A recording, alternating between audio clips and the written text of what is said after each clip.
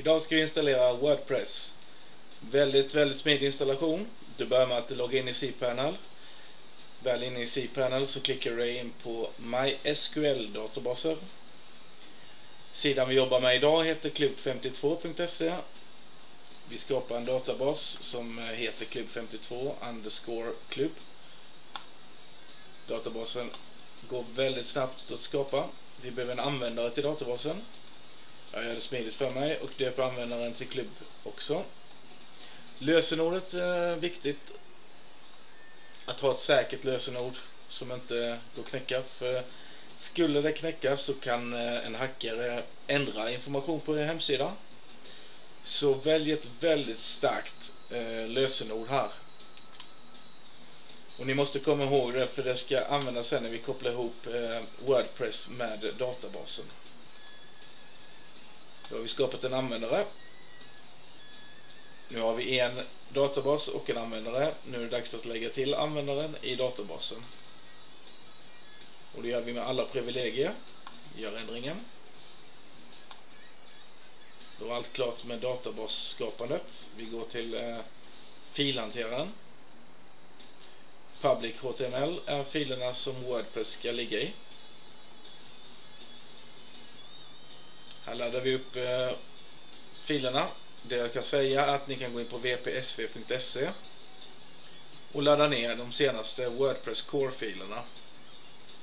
Finns även på wordpress.org. Här väljer vi då zip-filen vi har laddat ner från wpsv.se och laddar upp den.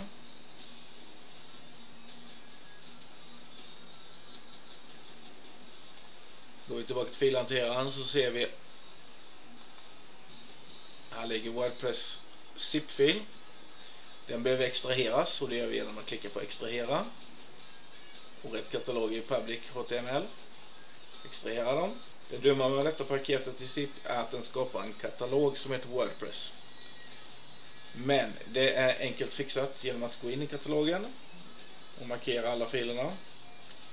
Flytta dem till Public HTML. Så alltså tar vi bort WordPress där.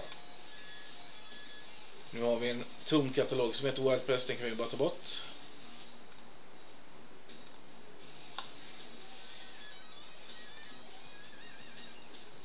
Nu är det dags att surfa in på klubb52.se. Och då så får vi den här informationen. Då kör vi. Databasnamnet, den heter klubb52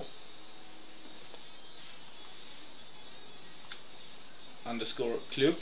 Jag för mig vi satte. Jag för mig att vi satte samma användarnamn.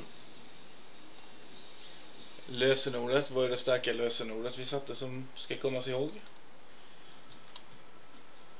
Localhost, i och med att den kör databasen på samma server. Tabellprefix är bra att ändra och där kan vi sätta någonting som inte är så vanligt.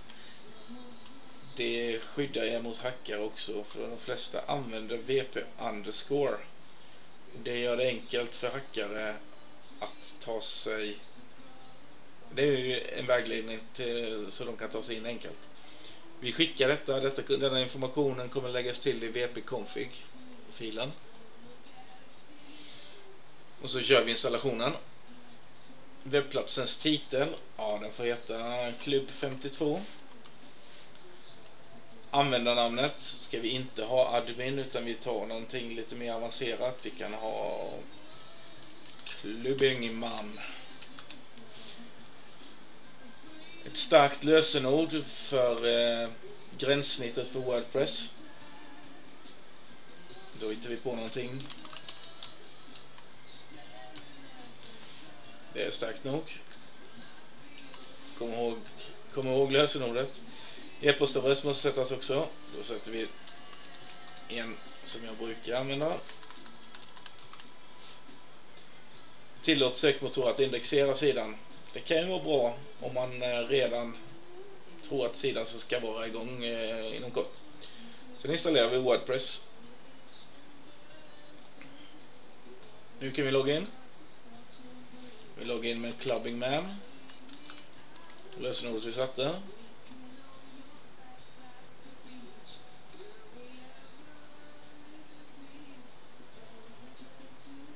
Så här, då kan man gå på teman. Lägga till nytt. Och här finns en rad olika teman att välja ifrån. Så det är bara att gå igenom alla fria teman, eller går man in på Mojo Market eller Envato Market. Finns länk på itbyggare.se där ni kan kolla efter premium-teman också. En installation av en sån här tema, det är väldigt enkelt. Vi kan klicka bara på någon här. Smartlight. Aktiverar vi den. Besökssida. Där har vi en färdig sajt uppe. Men det är klart att det är bara att posta lite innehåll och så vidare.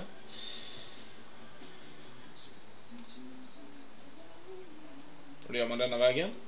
Eller skapar du sidor. Det var allt för idag. Tackar.